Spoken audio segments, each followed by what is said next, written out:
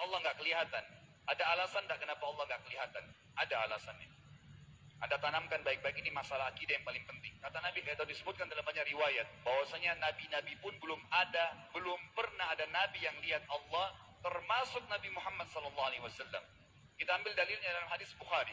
Waktu Nabi SAW pulang dari Isra Mi'raj, jemaah sekalian, Aisyah bertanya radhiyallahu anha, berkata, istri beliau, ya Rasulullah, hal tara rabbak? Apakah anda waktu Mi'raj ke langit, terima perintah sholat, sempat lihat Tuhan anda nggak? Lihat nggak Allah itu bagaimana? Apa jawaban Nabi SAW? Nurun ala nur anna arah. Allah itu cahaya, di atas cahaya, terang sekali. Bagaimana saya bisa melihatnya? Artinya Nabi SAW mengatakan, saya sendiri belum pernah lihat bagaimana itu Allah. Contoh sebelumnya Nabi Musa alaihissalam. Nabi Musa waktu menerima wahyu Taurat itu selama 40 hari. Turun Taurat lengkap. Al-Quran 23 tahun baru lengkap. Kalau Taurat 40 hari nunggu di gunung Tursina. Tursina sebuah wilayah di Mesir sekarang.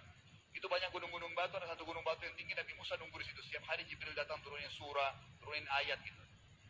Setelah berlalu 37 hari dari 40 hari menunggu Taurat turun, Nabi Musa alaihissalam tiba-tiba bertanya kepada Allah, mengatakan begini dalam Al-Quran, A'udzu minasyaitonir rajim, Rabbi arini anzur ilaik. Wahai Tuhanku, izinkan aku melihatmu. Aku beriman kau ada ya Allah, tapi aku ingin lihat kau bagaimana. Allah menjawab, tidak mau mengecewakan Nabi Musa, sebagai manusia Allah mengatakan, lan tarani. Perlu anda tahu dalam bahasa Arab jemaah sekalian ada 3 kosakata la tidak yang berarti tidak. Ada la biasa artinya tidak, ada lam dengan mim, lam artinya tidak pernah, ada lam dengan nun, lan artinya tidak akan pernah. Allah mengatakan apa? Lan tarani, kau tidak akan mampu melihatku wahai Musa. Tapi Allah nggak mau kecewain Musa. Ternyata Musa selama 37 hari jemaah sekalian kagum-kagum lihat gunung-gunung batu di situ. Pergantian siang malam, burung-burung yang terbang, air yang mengalir di lereng-lereng gunung. Lalu dia mengatakan, Allah mengatakan apa? Walakin unzur ilal jabal, fa in istaqarra makanahu fa sawfa tarani. Coba kamu lihat gunung-gunung batu di sekitarmu hai Musa. Kalau mereka bisa menampung kedatanganku, kata Allah, kau akan bisa melihatku. Apa yang terjadi? Allah lanjutkan, falamma tajalla rabbuhu lil jabal. Waktu Allah baru niat mau datang, belum datang, ja'alahu dakka. Semua gunung batu itu hancur lebur, tidak mampu menampung kedatangan Allah. Wa kharra Musa sa'iqa. Lalu Musa pingsan tiba-tiba. Waktu Nabi Musa bangun, langsung ucapkan kalimat, amantu billah. Saya beriman pada Allah. Berarti fakta lapangan, nabi-nabi aja belum pernah lihat Allah. Masih pertanyaan lagi jemaah sekalian, kenapa Allah nggak bisa kelihatan? Saya akan jawab dan tolong ini jadikan sebagai pegangan hidup. Ini landasan akidah kita. Kata para ulama, karena anda kalau sholat, anda mengucapkan satu kalimat yang merupakan jawabannya. Allahu Akbar. Allah Maha Besar. Akbar adalah siga mubalaghah dalam Islam. Sesuatu yang melampaui batas. Maha Besar. Kita terangkan. Kata Nabi SAW, perumpamaan bumi yang kalian tinggali ini dibanding dengan langit pertama di atas kepala kalian ada 7 lapis langit. Allah mengatakan sab'an shidada, 7 lapis langit yang kokoh. Alladzi khalaqa sab'a samawatin tibaqa, yang menciptakan langit tibaqa bersusun 1 2 3 4 5 6 7. Allah di atas langit ke-7. Kata Nabi SAW, perumpamaan bumi yang kalian tinggalin dibanding dengan langit pertama di atas kepala kalian, ibaratnya seperti cincin yang dibuang di padang pasir. Jadi kita tidak akan pernah bisa melihat ujungnya langit karena kita sangat kecil, dan ini terbukti secara fakta. Apakah anda sudah tahu bahwasanya miliaran bintang-bintang yang ada di atas kepala anda yang jaraknya sekian miliar tahun dari bumi dan sekian miliar tahun lebih besar daripada bumi, sekian miliar kali lebih besar daripada bumi, itu semua berada di bawah langit pertama. Manusia tidak akan pernah bisa memegang langit ini dengan telapak tangannya karena dari sini saja ke Pluto jaraknya 270 tahun. Gak bakal bisa ada astronot dikirim kena mati di tengah jalan. Jaraknya jauh sekali bintang-bintang dan semua berada di bawah langit pertama. Kata Nabi SAW, di atasnya ada langit kedua besarnya, digabung antara bumi sama langit pertama seperti cincin dibuang di padang pasir. Langit ketiga, 2, 1 dan bumi digabung tiga-tiganya, dimana langit ketiga seperti cincin dibuang di padang pasir sampai langit ketujuh. 5, 6, 4, 3, 2, 1 dan bumi, 7 digabung, dibanding langit ketujuh seperti cincin dibuang di padang pasir. Dan langit yang luas ini jemaah sekalian dipenuhi dengan makhluk Allah yang lain namanya malaikat.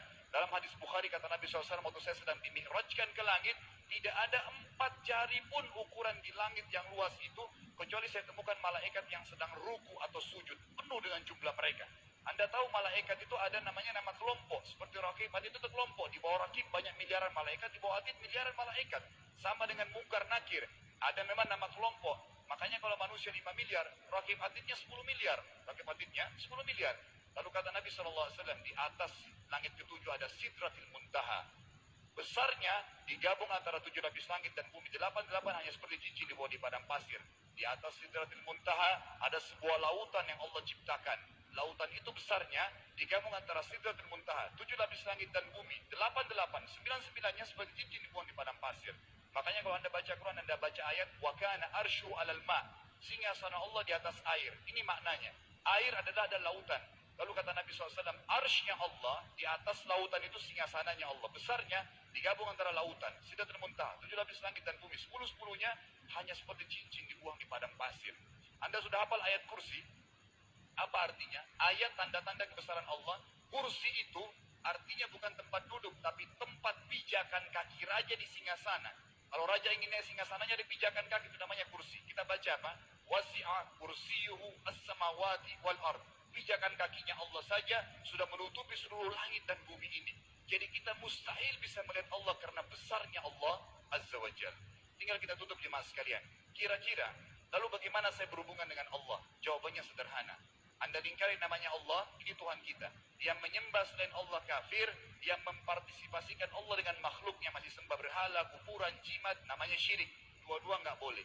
Untuk berhubungan dengan Allah yang tidak kelihatan dengan mata kita ini, tapi kita bisa rasakan keberadaannya, cuma satu cara. Di bawahnya lingkarin ibadah. Sholat, puasa, zakat, haji, takziah, ziarah kubur, semua ini adalah rangkaian ibadah untuk berhubungan dengan Allah. Semua ibadah ini jemaah sekalian harus seperti yang Allah mau, bukan yang Anda mau. Ini penting. Karena kalau tidak seperti yang Allah mau, Allah tidak terima.